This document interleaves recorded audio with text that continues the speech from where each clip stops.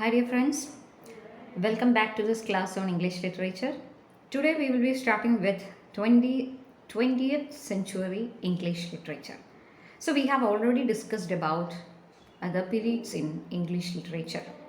Starting from Anglo-Saxon period. Anglo-Saxon period മുതൽ അതിൻ്റെ chronological ഓർഡറിൽ ഇപ്പോൾ നമ്മൾ 20th century ലിറ്ററേച്ചറിൽ എത്തിച്ചേർന്നിരിക്കുകയാണ്. സോ ഇവിടെ 20th century ഇംഗ്ലീഷ് ലിറ്ററേച്ചർ എന്ന് പറയുമ്പോൾ it's more was compare to other periods because ഇവിടെ ഇതിനുള്ളിൽ ഒരുപാട് സബ് ഡിവിഷൻസ് വരുന്നുണ്ട്. You might have heard about modern literature, post modern literature, then Commonwealth literature, world literature. ഇതെല്ലാം ഇവിടെ 20th century ലിറ്ററേച്ചറിൽ നമ്മൾ cover ചെയ്യേണ്ട കുറച്ച് പോർഷൻസ് ആണ്. So it's more worse compared to the other topics or other periods we have already discussed. So now we are going to start with 20th century. That is, so at first we will discuss the British monarchs during this time. നമുക്കറിയാം 1901 മുതൽ 2000 വരെ വരുന്ന ആ ഒരു ടൈമാണ് 20th century literature എന്ന് പറയുന്നതിൽ നമ്മൾ ഉൾപ്പെടുത്തിയിരിക്കുന്നത്. ആൻഡ് 1901 അവിടെ ക്വീൻ വിക്ടോറിയയുടെ മരണം സംഭവിക്കുകയാണ് ചെയ്യുന്നത്. സോ 1901 ക്വീൻ വിക്ടോറിയ മരണം അടഞ്ഞ ശേഷമാണ് എഡ്വേർഡ് 7 രാജഭരണം ഏറ്റെടുക്കുന്നത്. So Edward 7 he rule the country from 1901 to 1910 and ആ ടൈമിനെ നമ്മൾ എഡ്വേർഡിയൻ പീരീഡ് എന്ന് പറയും. And after that George 5th from 1910 to 1936 and it's known by the name Georgian era. അത് കഴിഞ്ഞ് എഡ്വേർഡ് 8 വളരെ ഒരു ചെറിയ കാലഘട്ടം രാജ്യം ഭരിക്കുകയുണ്ടായി. He ascended the throne on 20th January 1936 and abdicated on 11th December 1936. So, January 20th അദ്ദേഹം രാജഭരണം ഏറ്റെടുക്കുന്നു. എന്നാൽ 11 ഡിസംബർ 11th അദ്ദേഹം അവിടെ റിസൈൻ ചെയ്യാനുണ്ടായത്. It's due to some controversial issues. He wanted to marry an American divorcee named Simpson. And there was much protest from the society. So അവിടെ അദ്ദേഹത്തിന് ഈ ഒരു ഡിവോഴ്സിയെ മാരി ചെയ്യാൻ സാധിച്ചില്ല, അല്ലെങ്കിൽ അതിന് എതിരെ വന്ന പ്രൊട്ടസ്റ്റ്, അതിൻ്റെ ഫലമായിട്ടാണ് അദ്ദേഹം രാജഭരണം ഉപേക്ഷിക്കുന്നത്, Edward 8. And then came George 6 from 1936 to 1952. And 20th century English literature എന്ന് എടുക്കുമ്പോൾ നമ്മൾ അതിൽ കാണുന്ന the most significant literary movements of the time is modernism and postmodernism. You might have heard about this, modernism and postmodernism, the two new concepts in the 20th century. ഇവിടെ 19th സെഞ്ച്വറിയുടെ അവസാനത്തോടു കൂടി ഈ ഒരു modernism എന്നുള്ളൊരു concept emerge ചെയ്യുന്നുണ്ട്. And ആ ഒരു concept അല്ലെങ്കിൽ ഈ ഒരു മോഡേണിസം എന്നുള്ള ഈ ഒരു മൂവ്മെൻറ്റ് സെക്കൻഡ് വേൾഡ് വാർ തുടങ്ങുന്നത് വരെ നിലനിൽക്കുന്നതായിട്ടും നമുക്ക് കാണാം. So from late 19th century to second world war. And it is a major literary movement of the first part of the 20th century. It was a major literary movement and we can say that it is a result of the first world war. First world വാറിൻ്റെ ഒരു aftermath അല്ലെങ്കിൽ അതിൻ്റെ ഒരു influence ആയിട്ടാണ് ഈ ഒരു modernism വരുന്നത്.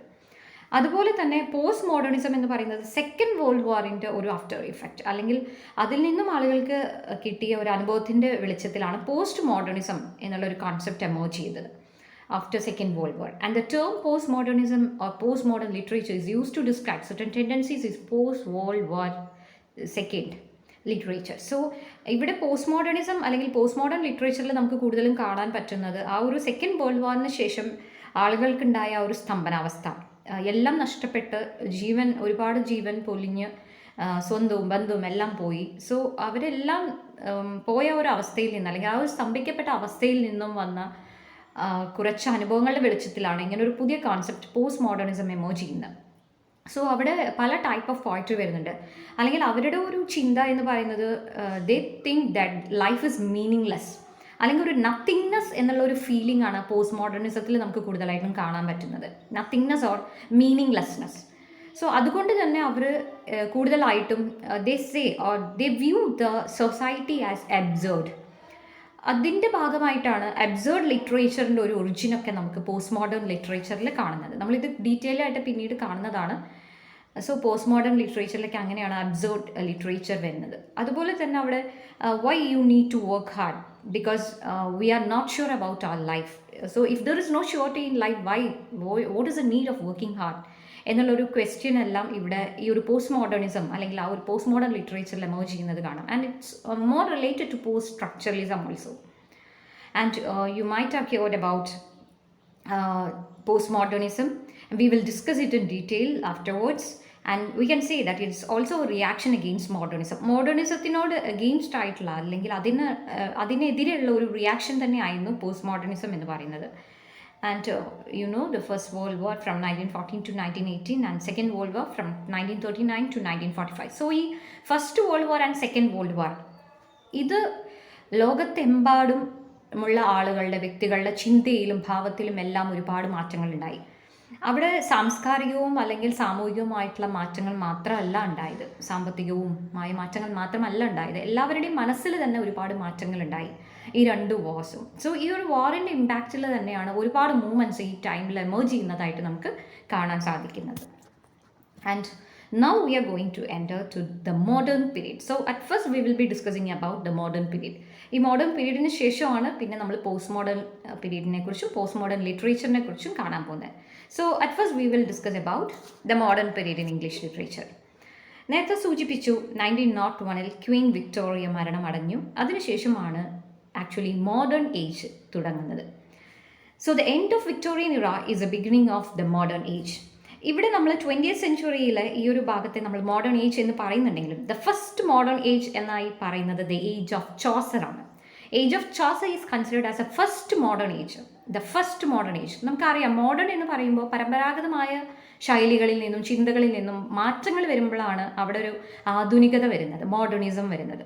So ചോസറിൻ്റെ കാര്യം എടുത്താൽ നമുക്കറിയാം, ആംഗ്ലോ സാക്സൺ ലിറ്ററേച്ചറിൽ നിന്നും മാറ്റങ്ങൾ വന്ന് ഒരു സ്റ്റാൻഡേർഡ് ഇംഗ്ലീഷ് ഉപയോഗിച്ചുകൊണ്ട് പോട്രി എഴുതിയത് ചോസർ തന്നെയായിരുന്നു. That's the reason why we regard Chaucer as the father of English poetry, not the father of English poetry, the father of modern English poetry.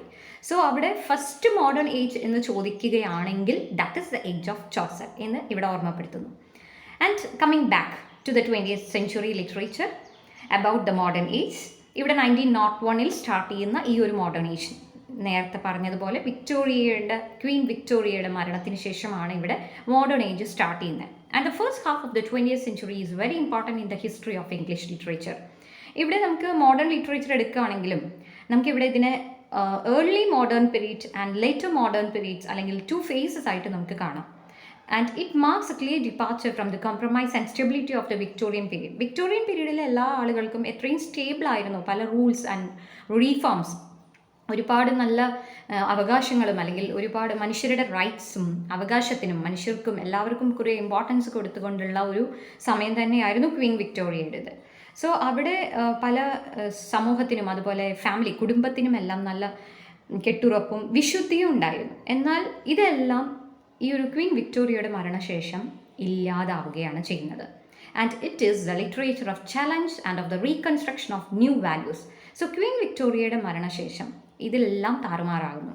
ഇത്തരത്തിലുള്ള ഒരു കുടുംബത്തിനുള്ളിലുള്ള ആ ഒരു വിശുദ്ധി പോലും ഇല്ലാതായിക്കൊണ്ട് പുതിയ രീതിയിലുള്ള അവകാശങ്ങൾ അല്ലെങ്കിൽ പുതിയ രീതിയിലുള്ള സമൂഹവും പുതിയ രീതിയിലുള്ള സാംസ്കാരിക മൂല്യങ്ങളും എല്ലാമാണ് നമുക്ക് കണ്ട് തുടങ്ങുന്നത് ഈ ഒരു സമയത്ത്.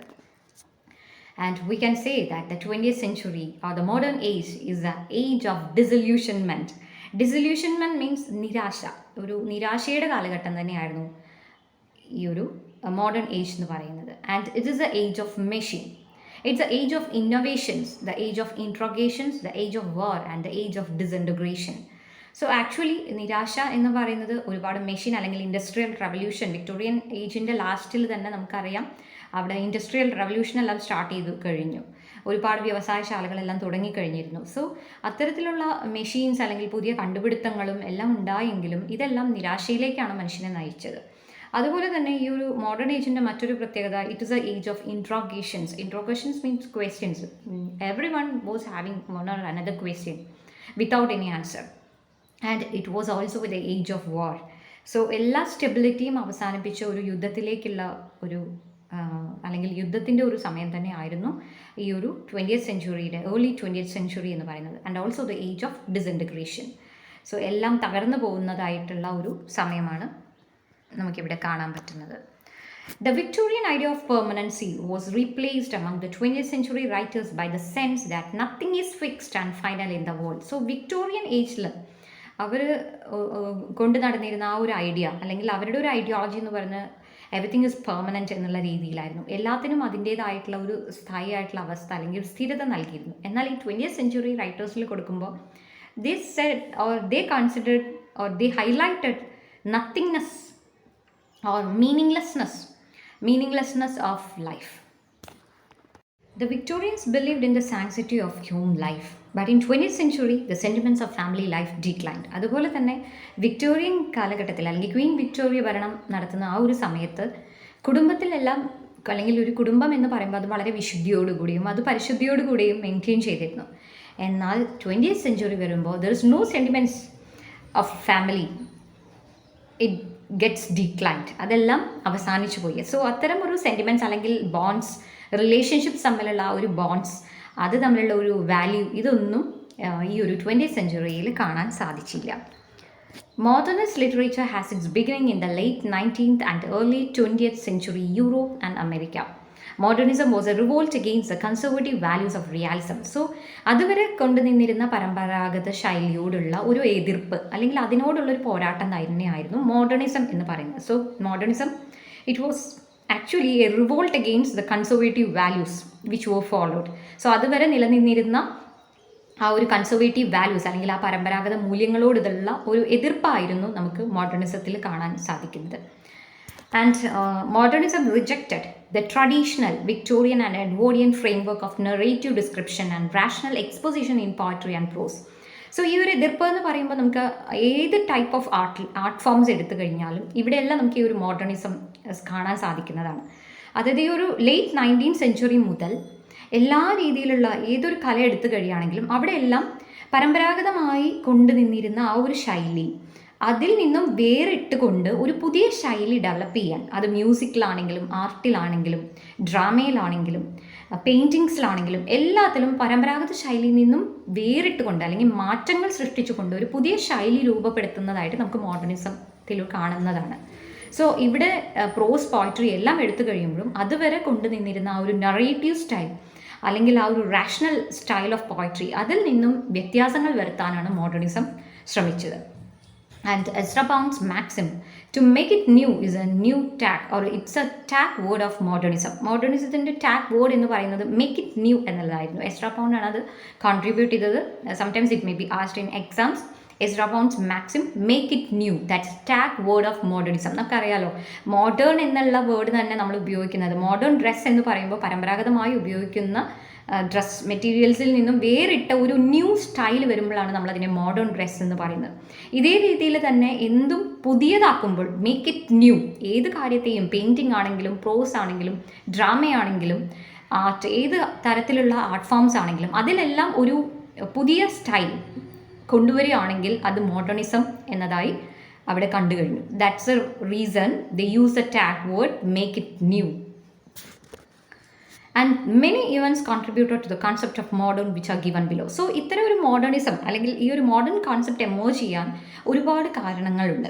ഇതിലെ ഒന്നാമത്തെ കാര്യം എന്ന് പറയുന്നത് കഴിഞ്ഞ ഒരു ക്ലാസ്സിൽ നമ്മൾ ഡിസ്കസ് ചെയ്ത ചാൾസ് ഡാർവിൻ്റെ ആ ഒരു പുതിയ കണ്ടുപിടുത്തം അല്ലെങ്കിൽ അദ്ദേഹം കൊണ്ടുവന്ന ആ ഒരു theory, the origin of species, published in 1859.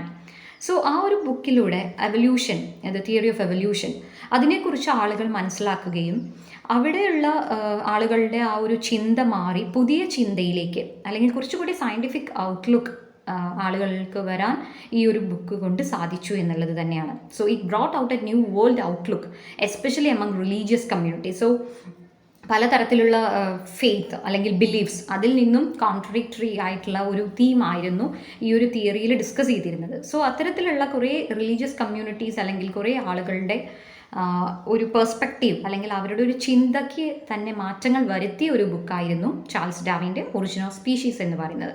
So it was a reason for the emergence of modernism. And the second reason is the emergence of socialism and later communism by the advent of Karl Marx by his book Das Kapital. Karl Marxിൻ്റെ വളരെ famous ആയിട്ടുള്ള ബുക്കാണ് Das Kapital.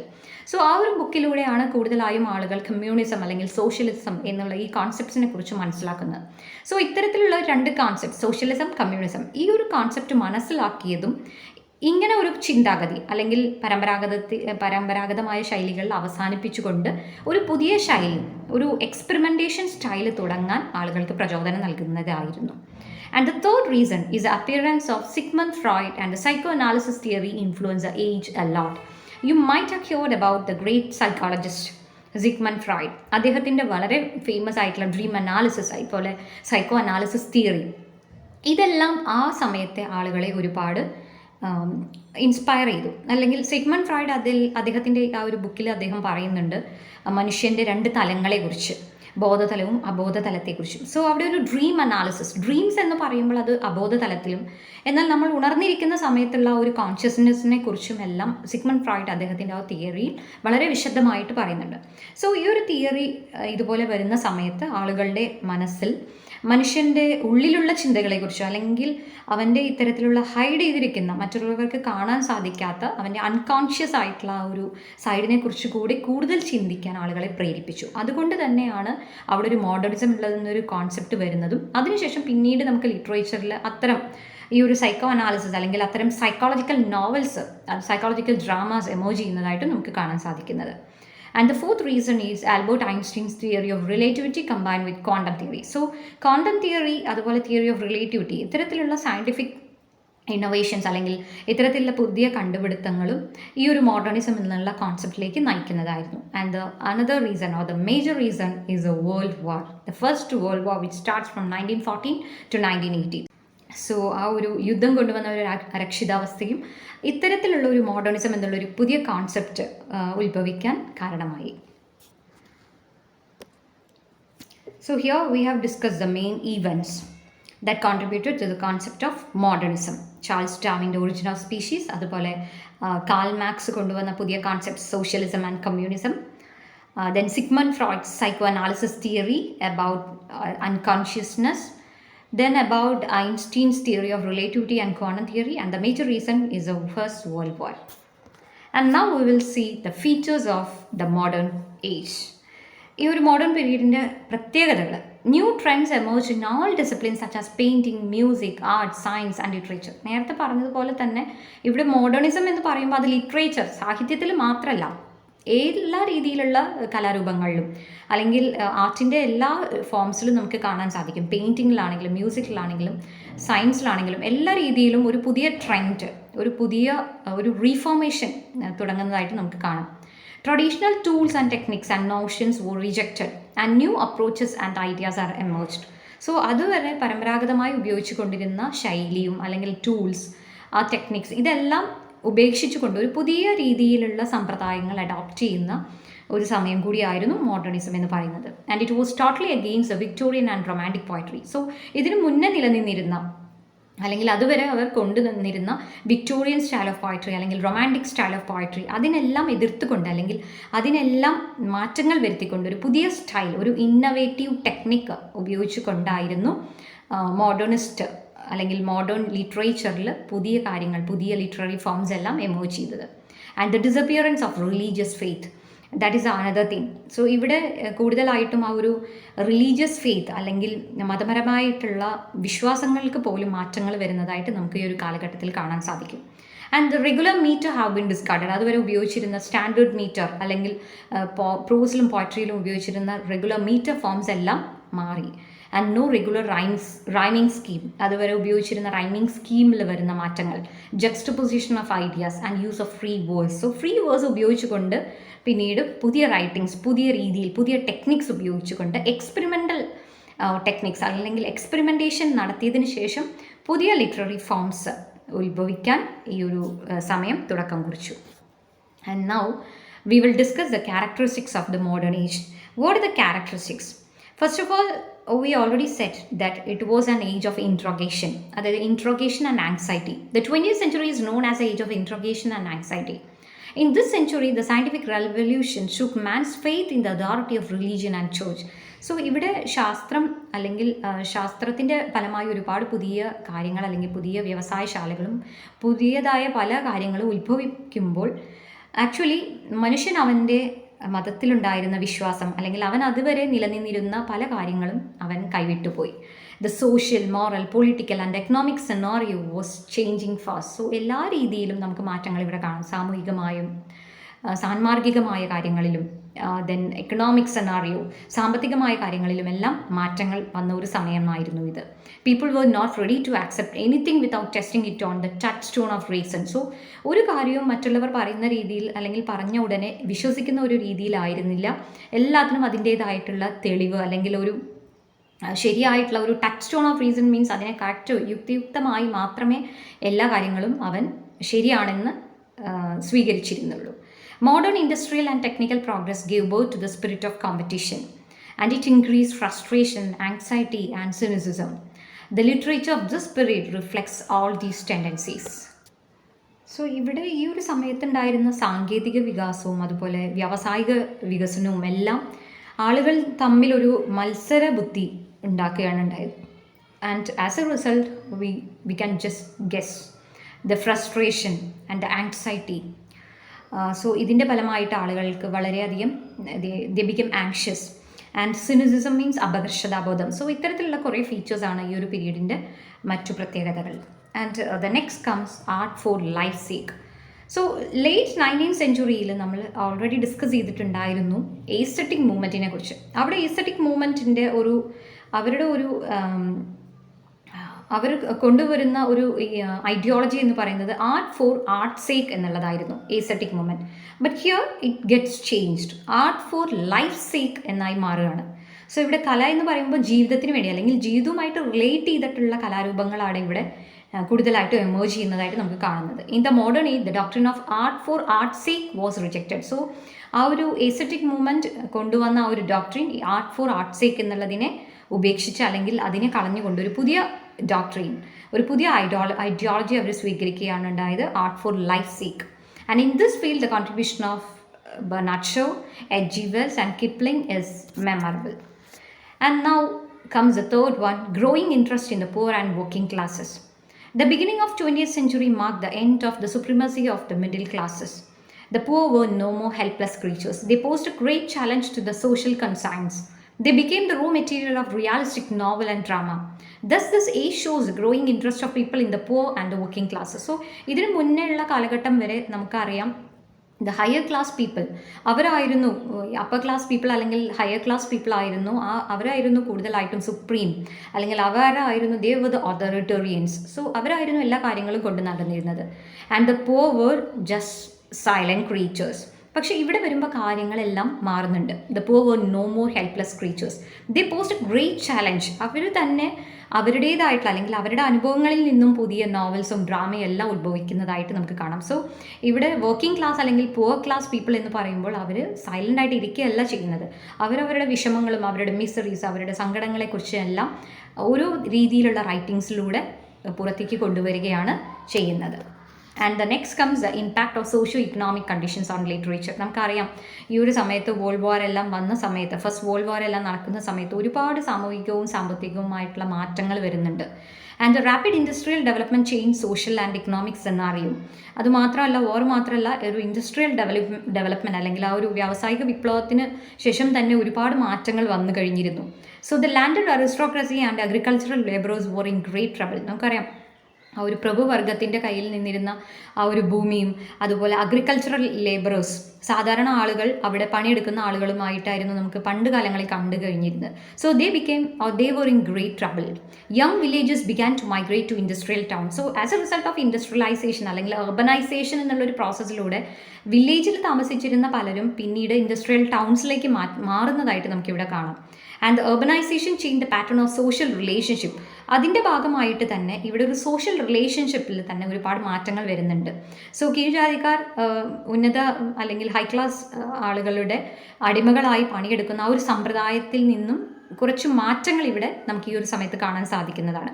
Money became a key factor in all human relationship. ഇവിടെ കൂടുതലായിട്ടും മണി അതിനാണ് കൂടുതൽ importance നൽകിയിരുന്നത്. Human relationships എല്ലാം decline ചെയ്തു വരികയാണ് ചെയ്തത്. സോ നമ്മൾ നേരത്തെ സംസാരിച്ചിട്ടുണ്ടായിരുന്നു the sanctity which there in the home life or in the family they get decline during this period. So ഒരു കുടുംബത്തിൽ നിലനിന്നിരുന്ന ആ ഒരു വിശുദ്ധി, ആ ഒരു നന്മ അതെല്ലാം ഈ ഒരു സമയത്ത് ഇല്ലാതാവുകയാണ് ചെയ്യുന്നത്. The change pattern of social behaviour influence literature. Marxism and socialism came in to existence and the influence authors of the period. So ഇത്തരത്തിലെ പുതിയ ചിന്തകൾ വന്നപ്പോൾ കാൾ മാർക്സിൻ്റെ ബുക്കിലൂടെ മാർക്സിസം, സോഷ്യലിസം ഇതിനെക്കുറിച്ച് കൂടുതൽ വ്യക്തികൾ മനസ്സിലാക്കിയപ്പോൾ അതും ഇത്തരത്തിലുള്ള ഓതേഴ്സിന് പുതിയ റൈറ്റിങ്സ് അല്ലെങ്കിൽ പുതിയ രീതിയിലുള്ള ടോപ്പിക്സ് നൽകിക്കൊണ്ടായിരുന്നു ഇവിടെ പുതിയ മാറ്റങ്ങൾ കൊണ്ടുവന്നിരുന്നത്. And the next psychology and literature. In the modern age, new psychological researchers influence literature. Freudian theory become very popular. നേരത്തെ പറഞ്ഞ അതേപോലെ തന്നെ സിഗ്മണ്ട് ഫ്രോയിഡിൻ്റെ the theory of psycho analysis, ആ ഒരു തിയറിയിലൂടെ ഒരുപാട് മാറ്റങ്ങൾ റൈറ്റേഴ്സിൽ വന്നു.